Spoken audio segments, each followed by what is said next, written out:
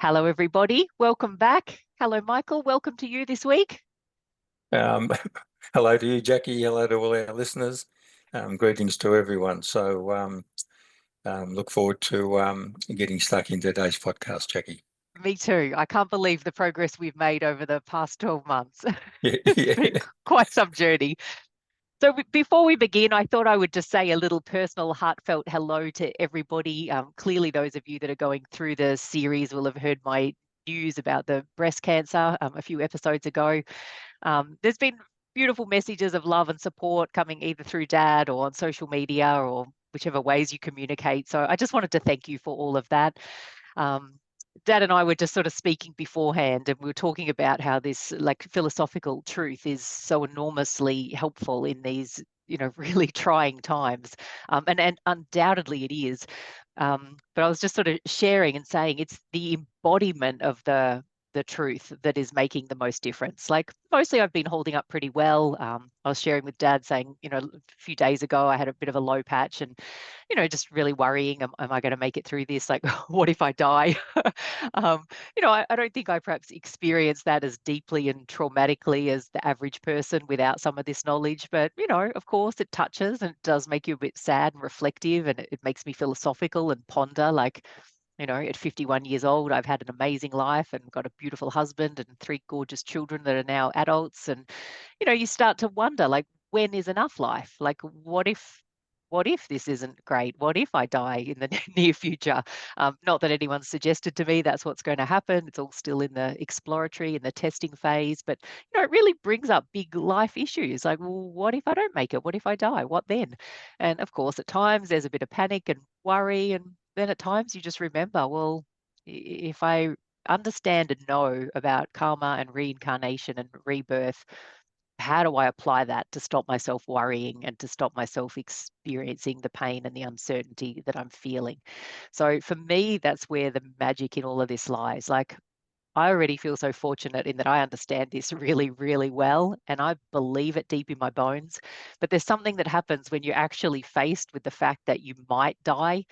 It kind of makes you question that. And if you're not so completely comfortable, well, then you're really going into the next deeper level. Like, well, why am I uncomfortable with this?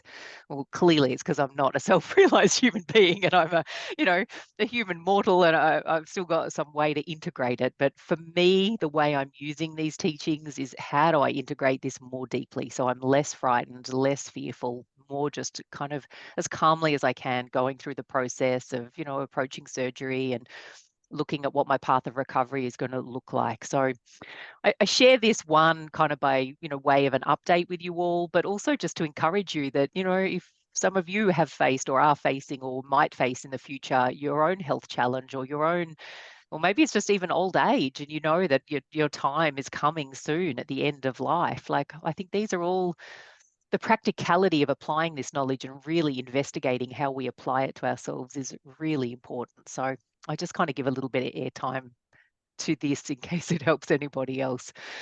So thanks. Thanks everybody for listening. Thanks for the messages of love and support. And yeah, here we are, Michael, for more of these teachings and how we can apply them in our lives. Yes, Jackie. Well, very well said again. Uh, you covered sort of a lot of other people and saying that what you're going through and what you're sharing with people could be of help to them. I did say to listeners, I did say to Jackie at the start that um, um, how fortunate she is in the fact of the amount of work she's done in previous lifetimes and in this lifetime in this area of truth. And just mentioned how even though she's going through some, heart sort of felt discomfort, which is only natural. You can't avoid that. Doesn't matter how much you study or how much you meditate or whatever. It's part of our human nature, and we react to that. But where we can bring the teaching into operation, I mentioned to Jackie, and this applies to everyone, is that as against most of the people in the world who don't have this background knowledge, and so they don't really know who they are. They don't know what the purpose of life is, and they don't know what happens when they die. we, all of us studying in this area, have got some ideas on all of that. And having that knowledge is essential, and the only way that we can escape full-blown sort of association, with your cancer, Jackie, or with whatever element people have, whether it's aging and things like that. So at least having the knowledge, you can understand it all more clearly. It doesn't stop you getting old and dying from old age. It doesn't stop you getting cancer. It doesn't stop your marriage breaking up. It doesn't stop any of those things. No, but what it does do is give the individual a much a greater sort of understanding of it, an acceptance of it, and the ability to deal with it without by pushing the ego aside, Jackie. It's the ego that does all the damage. And today's final podcast on the Gita study, and not our final one, we're having one more after this one. But today we finish up on the study of the Gita, and all that we've been studying, Jackie and listeners, over these 40 podcasts is all aimed with this. You mentioned clearly there, Jackie, and I won't sort of keep on, but questions have arisen for you very clearly. What happens when I die? What's life all about? These sorts of questions. Well, they're the three questions that wake people up eventually. They want to know who they are, what the purpose of life is, and what happens when you die. And as we get to understand that more and more clearly, well, everything becomes much clearer and makes it easier for us to cope with, all of us, with any aspects that arise that are unpleasant or uncomfortable in our lives. All right. So, well done to you, Jackie, to be showing so much courage in all of this.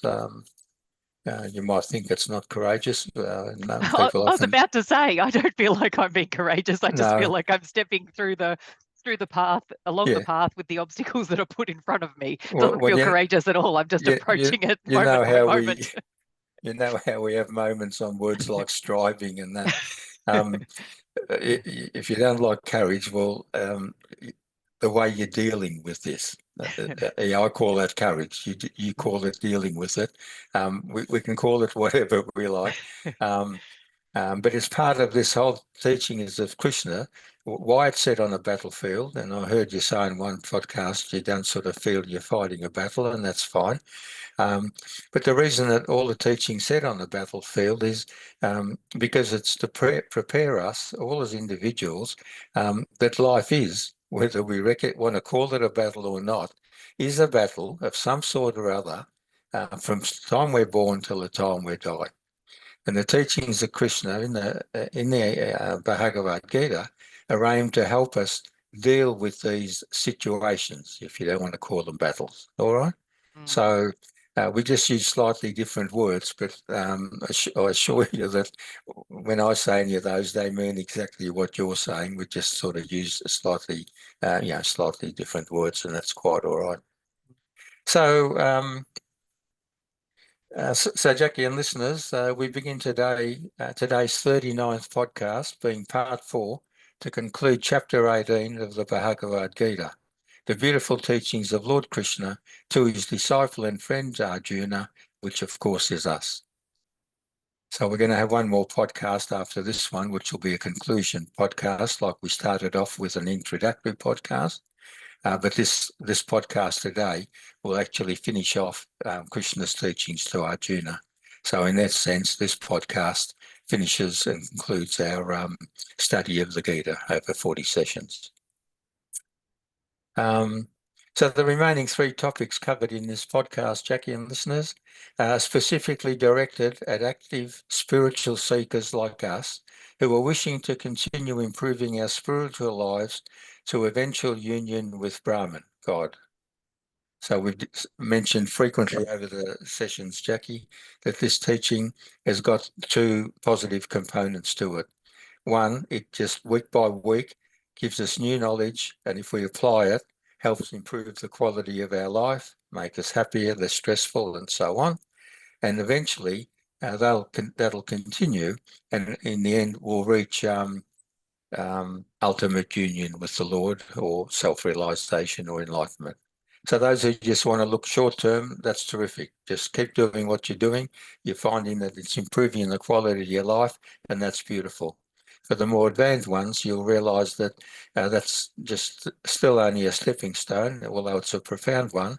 And there's another big stepping stone to reach, and that's enlightenment. But just stages by stages, everyone can only do what they're doing. And I'm just here to sort of paint. In the Gita, it teaches both aspects. So I can't ignore one part, Jackie, and just focus on the other one. And you understand that, and I'm sure everyone else does as well.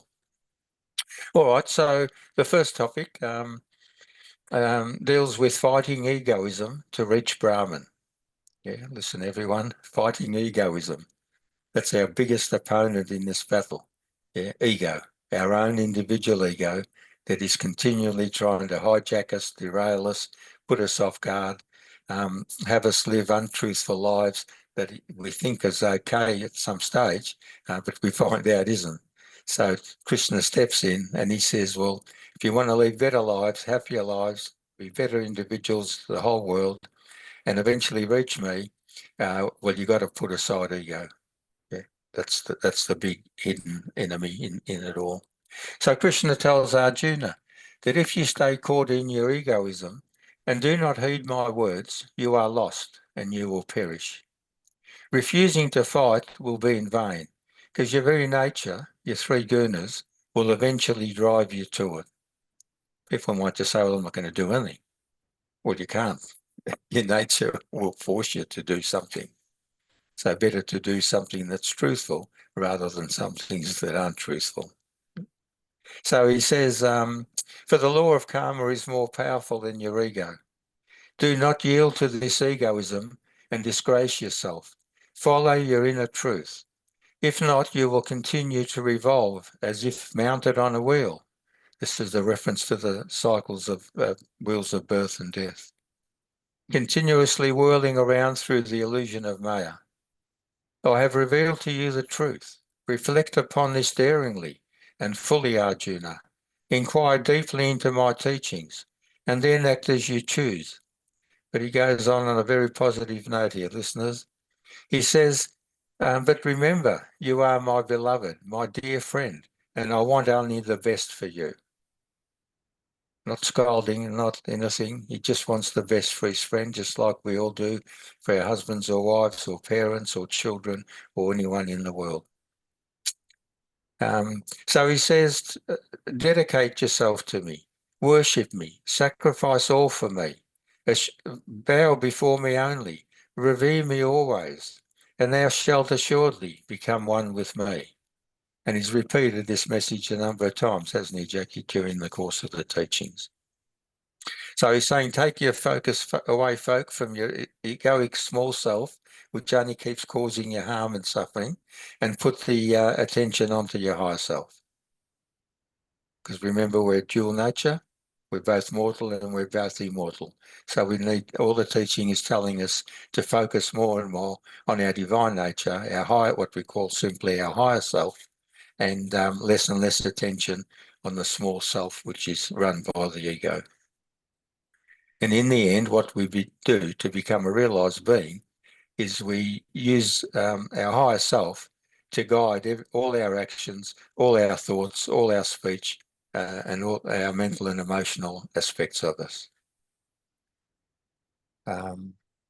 So it's all sounds pretty simple, doesn't it, Jackie? Pretty simple, listeners. We laugh, don't we? We laugh yeah, because it yeah. sounds simple. I'm just sitting here giggling as you're talking like that. Like I've just got this image of like two pillars so close to each other. And it's like really our task is to integrate, to get everything integrated and absorbed. But so often, we live with our pillars like this in isolation. Yeah. And from time to time, we delve over and tap into the truth. And they're like North and South Pole apart. Yes. For many people, unfortunately, but even for us on our spiritual journey, we can still suddenly get caught in that and make a big wide gap. But as I've said on many occasions during this podcast, we can recognise that much quicker these days, and we can pull those gaps, make those gaps much narrower very quickly. All right, and I'll just finish this last little segment, Jackie. So this divine love I speak of is both the means for reaching me and the ultimate goal of all human existence. Achieving this is the culmination of all your spiritual striving. It has now fully served its purpose. So don't be anxious. Just simply take refuge in me. So that's that reference to surrender to your higher self. In other words, you say to yourself, I want to be ruled by my higher self and no longer be ruled by my lower self, my egoic lower self. That's the aspect of take refuge in me. Each individual can take refuge in their true self. Everyone's got a true self. Even the ones who say there's no such thing. Doesn't matter. They've got it. They're just not aware of it, and they want to be aware, and that's all right. But eventually, in one lifetime down the track, they will become aware, and they will grow to love it, and they will yearn to understand it, and eventually be it. All right. So, anything you'd like to say there, Jackie? That's the end of that little section. Yes, it's so lovely. It just makes me think, though, there's still so much. Look, I don't really want to use the word work, but I'm not quite sure what else to use. It's like what you're saying is so true and correct, of course. I mean, it comes from the great teachings. So it's the recognition of what you've just said and the understanding of it. I suppose the part I'm always so interested in is how do we actually integrate that as a human mortal? I mean, I know the answer to this. I'm not posing the question to you, but to our audience, understanding it is only one part, because you can listen and say that makes logical sense. I understand what you're saying. That makes sense. I accept that. But it's almost like the truth is here and our level to accept the truth is here. But it's how we bring the other parts of ourselves in to integrate with that. That's always the part I'm most interested in, because that's the gap, isn't it? It's one Yes. thing to learn the truth and know it. Like, that's a huge part of the learning journey. Once we've got that, that's great. But that in itself is not really necessarily going to change our lives. It No. might bring some appeasement Yeah. mentally because we've got a Yeah. context and an intellectual structure. But it's the part of the doing and the being of us. How do we be this rather than just know it and understand it? And I know that's all of the things, it's the meditation and the self-inquiry and the living day by day, decision by decision, choice by choice, aligning. But it's like, that's the work, isn't it? It's how we constantly align to the truth. Like, that is where the magic happens for human beings. Yes. Yes. You're spot on. You're spot on. Everyone that's listening's asked those sort of questions and queried it themselves. Sometimes we've beaten ourselves up because we've fallen off the perch big time, and we say, Jesus, why did I do that? How did that happen? I shouldn't have, and I knew not to, and all of these sorts of things. It's all part of the learning process.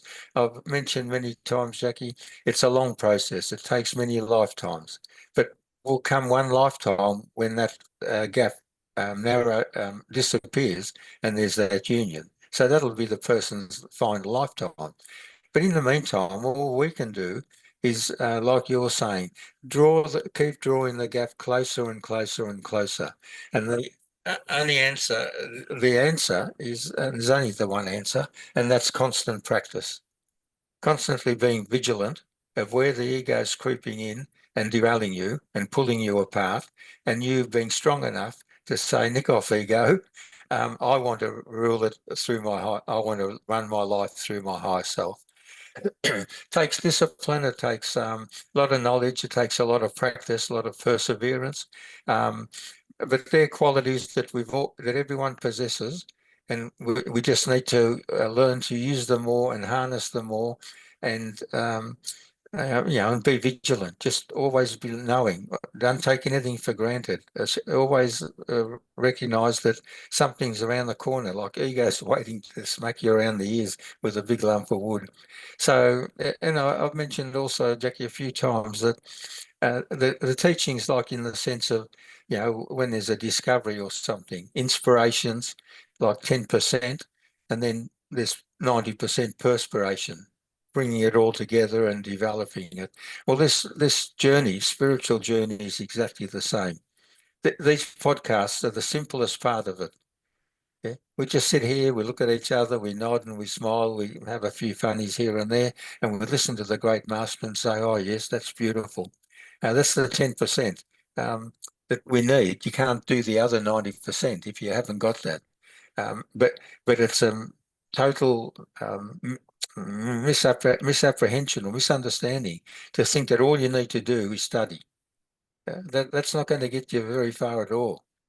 The hard part is put the study into practice. And that's why he says, dedicate just, all the activities. He says every time you're doing something, try and remember that you're doing it for me, not for yourself, not for the person you're doing it for, but it's for me. And understanding that it's me, the higher self, that allows you to do anything. You can't do it without me. So why not dedicate it to me? Like surrender it to me. And that helps you and everyone else to keep their mind focused on what it is how we can bring this all closer together. So every word, focused, devoted to the Lord. Every action, every thought, every emotion takes a long time. There's no shortcut. No one can do a shortcut. But we're all working on it. You, all the listeners, myself, and our job's just to keep going. You can only do what you can do. God just wants you to do what you can do, but He wants you to have a goal in mind, knowing all this material. So everyone listening's got a goal in mind. They know where the spiritual journey will end. Doesn't matter whether you are on it. At the last bit I'll be saying today, God says anyone that's on the spiritual path, I particularly love them. I love everyone, but the ones who are on the spiritual path, I love more dearly, because they're edging closer towards Him. He doesn't say how close or how far or in the middle. He just says if you're on the path. And He's mentioned that a number of times in some of the chapters, hasn't He? All right, does that sort of answer? It's just what we've all got to do, Jackie. You've got to do it. And what's happened with you, and this is one of the very, very big positives of being told or diagnosed that you've got cancer, and that is it's given you an opportunity. I know you'd rather you didn't have it, and I'd rather you didn't have it, but you've got it, so there. So make the most of it, in that it's bringing your mortality clearly into focus. So it's showing you that, clearly you are going to die one day or other. Might not obviously be through this, and most likely won't be. But just that greater awareness that, like a lot of this teaching in that sense has become very real for you at this stage. How can I stop these emotions that are rise up every now and again so strongly? And so they're clear, practical things to deal with and focus on and understand clearly how all that's part of it. Different to just listening to these podcasts, isn't it? Absolutely. The application of the knowledge in full swing. Yeah. And when we get tested like you're being tested, almost to the extreme, that's where you can both either a person can crumble totally or get the maximum out of it by pushing through strongly the sort of barriers that are there from an egoic aspect. Is all that making sense, Jackie? It does. Yeah. Okay. So the second topic that I'd like to go on with now, Jackie, is deals with the Lord's teachings that will liberate His devotee. So this chapter is called Liberation Through Devotion. Liberation meaning the final release from bondage from the world of Maya, from Prakriti. So in this topic, covering the last 5 verses of the Gita, so there's 700 verses in the Gita, Jackie. So we've covered 695, and these are the last 5 now. We're going to find out who done it. And it's not like a murder mystery or something. This is the most beautiful last 5 verses that anyone's ever going to touch on in their entire lives. So listen carefully, everyone. It's beautiful, absolutely beautiful. So in this topic, covering the last 5 verses in the Gita, Krishna's final words to his faithful devotee Arjuna. It details both who is fit to teach and who is fit to study the Gita. So this is what I was saying a few minutes ago, Jackie. He cuts to the chase now. He loves everyone that's on the planet. He loves everyone that's woken up. He loves everyone that's meditating. He loves everyone that's doing actions accordingly the way they should. But he particularly loves these two groups of people. Those who teach the Gita, which in this case, I'm of course playing the role as I have in 40 podcasts, and then those who listen to the teachings, and that's you and the rest of the listeners. So I'll continue in the same vein. We've been doing it, Jackie, playing my role, and you and the listeners play their role. All right? And we'll have a lovely finish up in the last two verses. So he says, first he warns Arjuna not to speak his profound truth to those who are undevoted, will not listen, lack self-control, nor anyone who speaks ill of me or ridicules and scoffs at my teaching. And there's plenty of people, there's billions of them on the planet to do that. And they do it to Jesus' teachings or to Buddha's teachings or to any of the great masters' teachings. They're so locked into their egoic, small mortal self that they can't see anything other than that. Very sad for those people, but that's how it is. So he's warning Arjuna, and that applies to all of us. We're all Arjuna. And I learned the hard way, Jackie, at the start when I started teaching. I thought I could persuade people and talk them into bringing them around, that sort of stuff. When I didn't recognise that they were shut off to it. And I was wasting my breath and I was causing them angst. They argued back and then I'd get a bit argumentative and all that. He's saying, no, don't do that. Jesus says the same when he says, don't cast pearl before swine. You can take a literal interpretation, a bunch of pigs there, and you rip off your pearl necklace that's worth $50,000 and throw it to them, and they wouldn't know whether it's rubbish they're eating or the value of those pearls. What Jesus is simply meaning there is when people like these ones that I've just outlined, who aren't interested and couldn't care less, will get very angry. He says, don't cast the pearls of my wise teachings, my wisdom, to those sorts of people. It's no good for them and it's no good for you to try and do it. He goes on to say, otherwise they'll turn and rend you. They'll get angry. They'll want to rip you to pieces. So then Krishna emphasizes the importance of communicating his message to mankind so that both teacher and taught will evolve spiritually. He says, with supreme devotion to me, he who with supreme devotion to me teaches this immensely profound philosophy to my devotees, verily he shall without doubt come unto me. And nor is there anyone among men who renders more priceless service to me than he. In all the world there shall be none more beloved by me than he. Krishna now explains that it is not given to all to teach the Gita. So obviously we can't all be teachers of the Gita. You have to have it in your nature to be a teacher and have the time and the energy and the desire to do it, all of those sorts of things. A lot of people are very strong in their devotion and in their understanding, but folk got other parts of their life to focus on. So it's not a detrimental aspect or anything like that by any means. So he goes on now to talk about the people who are loving the teachings and wanting to put them into practice. He goes on to say, but those who study this sacred dialogue of mine, who practice and live it, they too shall worship me at the altar of wisdom. And even those who listen full of faith, free from scoff and do not doubt, they too shall be freed from me. So in other words, there's a distinction there. There's those who are listening and applying it, and those early days just listening out of curiosity and thinking, oh, this sounds interesting and wanting to explore, but still haven't sort of grasped it to any degree. So he says, basically he's saying anyone that's heard of me, wants to know about me, wants to connect with me, I love them all. And there's some people, some of that group actually teach it, so that makes it easier for the others. And then the others, some listen very attentively and work hard at putting it into practice, and others are newer to it, and all that. So, but he says, it doesn't matter which of those categories you fall into, I love you all dearly.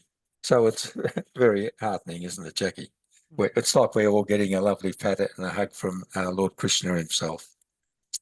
He says, even those who listen full of faith, free from scoff, and not doubting, they too shall be freed from evil, treading on the spiritual path to eventual happiness and peace. Anything you'd like to add there, Jackie? No, just that it's a lovely, reassuring sentiment. Yes, yeah, very heartening, isn't it? So Yes. it's, I guess, his little way of congratulating us all at this stage after 40 podcasts or 39 podcasts. You're all doing what I've asked you to do to some extent or other, and so I'm very delighted with you, and also I'm pleased with you, and also you'll be seeing for yourself the benefits that come from that. Eventual increase in happiness and peace. So now we arrive at the this is the third segment now, Jackie and listeners. So we arrive now at the two concluding verses of Krishna's teachings, which ends the dialogue between spirit and soul. So spirit being Krishna, of course, and soul being each individual, and our soul, which is of the same making. It is only natural. It is only natural for a teacher to inquire if the student has grasped the teaching clearly and fully. So the Lord now asks Arjuna how he has received this immortal message. So as I'm asking this question by the Lord to Krishna, listeners, and Jackie, I'd like you all to also, in your own mind as you're hearing the question, see how you go responding to it. And then I'll read out Arjuna's response to it. So Krishna now asks Arjuna the question, the immortal question. Oh, Arjuna, have you listened to this wisdom with a fully concentrated heart? Has your ego-born delusive ignorance been annihilated? So I'll just stop there while everyone answers. All right, Jackie. Pause. I didn't even have to write it in. I knew to say pause. All right. And this is what Arjuna replied very strongly and very clearly. See how your answers match up, everyone. He says, my delusion is gone. I have regained memory of my soul through thy grace, Krishna. I am firmly established. My doubts have vanished. The light has dawned. From this time on, I shall act according to the light of your teachings and in the radiance of your wisdom. Now, most of you probably didn't quite elaborate as flowerily as that. Possibly not. But was your sentiment, Jackie, can I ask you directly, because you're one that I can see and you can answer, was your answer when I asked the question that Krishna asked a positive one? I'm sure it was, but what? Well, it was positive. I certainly feel like Arjuna in this instance might have made a little greater and more aligned progress in his answer. Do you know why that? We might all still be works in progress. Yeah, I was going to say, do you know why he might have made a more elaborate answer than you or the others had? Because he was no longer a work in practice, but we all are. So that was the difference. Yes. But that's aimed obviously to also inspire everyone that's listening to, or following the teaching, that you too will eventually end up as Arjuna, like as Arjuna did, a fully realized being.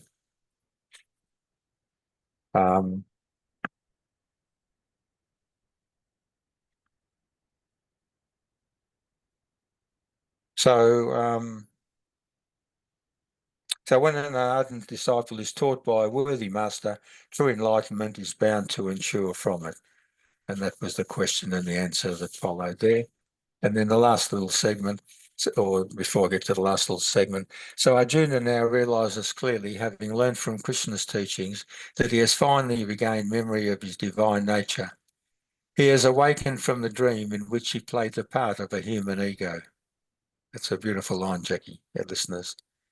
We wake up from the dream where we played a part of a human ego, whereas most people on the planet are fully playing that role, thinking that's the part they're meant to be playing and is the actual part that they should be playing. And that's why it's called the dream of illusion, the dream of Maya. It's all a dream, a cosmic dream.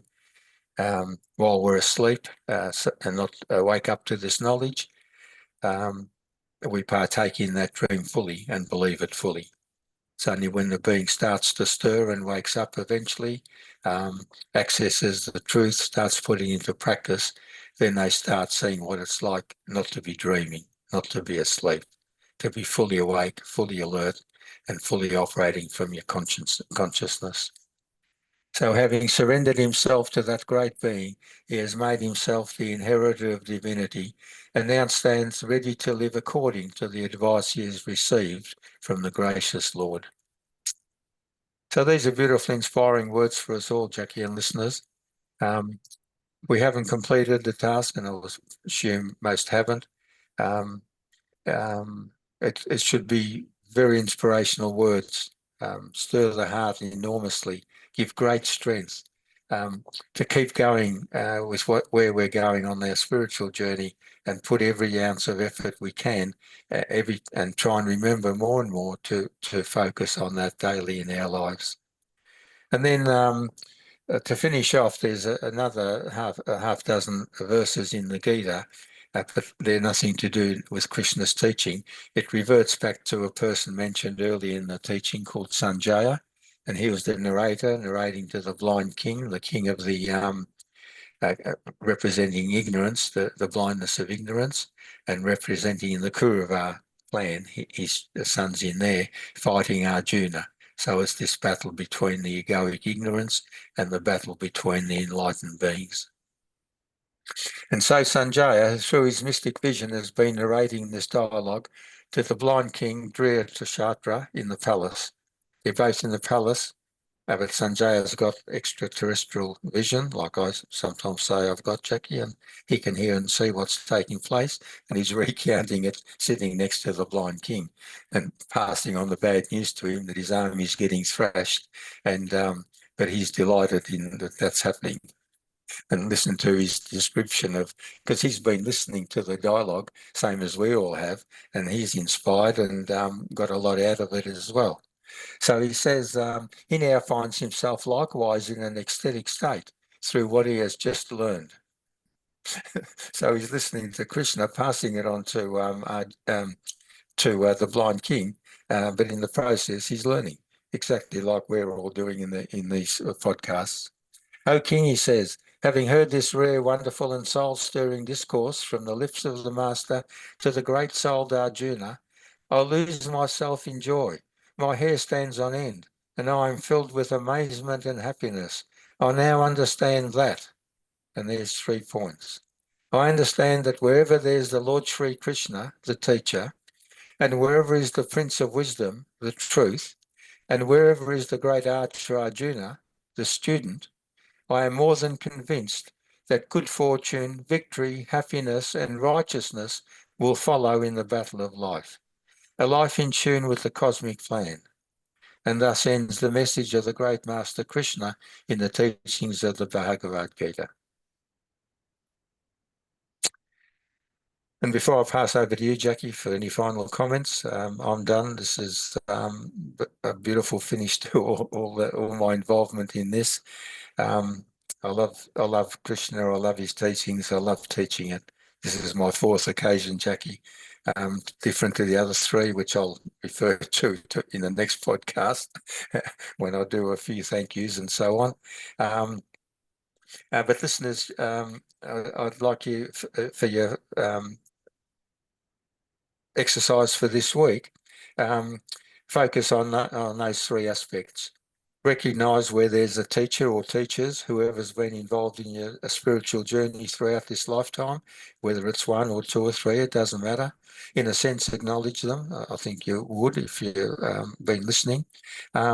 Recognise that what they're teaching is the truth, so that's your connection with the truth.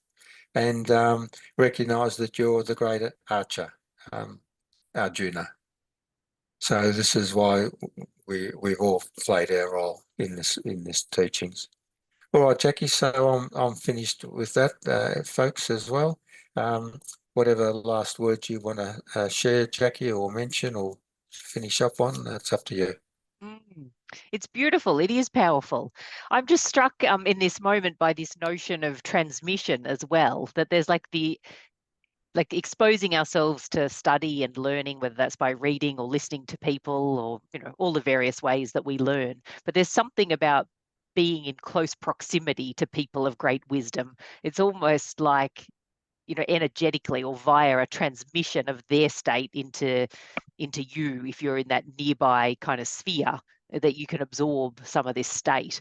And maybe it was because of the way was it Sanjaya was sort of listening to all of this, and Yes, yes, even though he's probably observing it from a distance, but he's close enough there. Just so I'm reminded of this notion of transmission as well. It's a lovely way to learn and absorb. yes, beautiful. And he was there, like in essence, he was in the chariot with the other two, um, but in that different sense. So he heard every word. He could see, um, the what was transpiring. He could see all the armies. He could hear all of that. He recounted every aspect of that. Um, and I should just quickly mention here as well that I've mentioned it a number of times, and certainly at the very first introductory podcast, that what I've done here and what we've all partaken in is only a bare snippet of the great teachings. It's a mammoth work, and to summarise it in 40 podcasts hasn't been easy, but I think we've accomplished it very well. But there's more there, and if anyone wants to, has been particularly like I know some at all of this started, Jackie, that a couple of ladies you were having lunch with over the Christmas break or whatever were asking that they, or wanting to be in contact with someone that had some understanding of the Gita, and you kindly dropped my name, which was very nice of you, and so here we are. So, but I said at the time that it would be the barest, like a skeleton that needed fleshing out.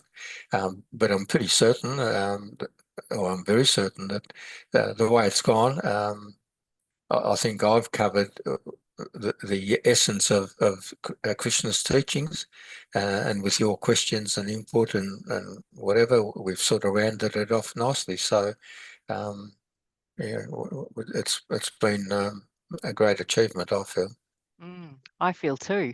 Gee, we Yeah, really could just keep going and roll right into our introduction, but we will save it for a second episode, like the final episode, like we've yes, planned. But it just yeah, feels so natural, doesn't it, to get to this point and want to celebrate and yeah, sum everything yeah, up right in yeah. this moment. Well, Yeah. obviously it's best to leave it till next week. That's how I've planned it, to allow for that, so we can do it at leisure and do it justice. It's a very important part, just like the introduction was an important part to set the scene. Well, some sort of winding down comments and whatever to wrap it all up is important as well, I feel. Mm, So that's mm. why I wanted to do that for this podcast. So tune in again next week, listeners, for the little chit chat between dad and daughter, and it'll still centre around the teaching, obviously, to a very large extent. Yeah, it'll Okay, be nice Jackie? just to ad lib and have some natural conversation and Yeah, yeah. wrapping up sentiments and just final thoughts and ponderings and ways to integrate. You won't have to keep worrying about me going an hour over time, Jackie. It'll Oh, be we might not stop ourselves between the two of us. We well. both might have trouble That'll be up to keeping it you, to 40 Jackie. minutes. I've written out my page, so anyway, I look It'll be forward to fine. catching up with everyone next podcast. Yes, as do I. Thank you, Michael, and thank you, everybody. We'll see you Pleasure. next week. All Bye, right. everyone. Bye for now.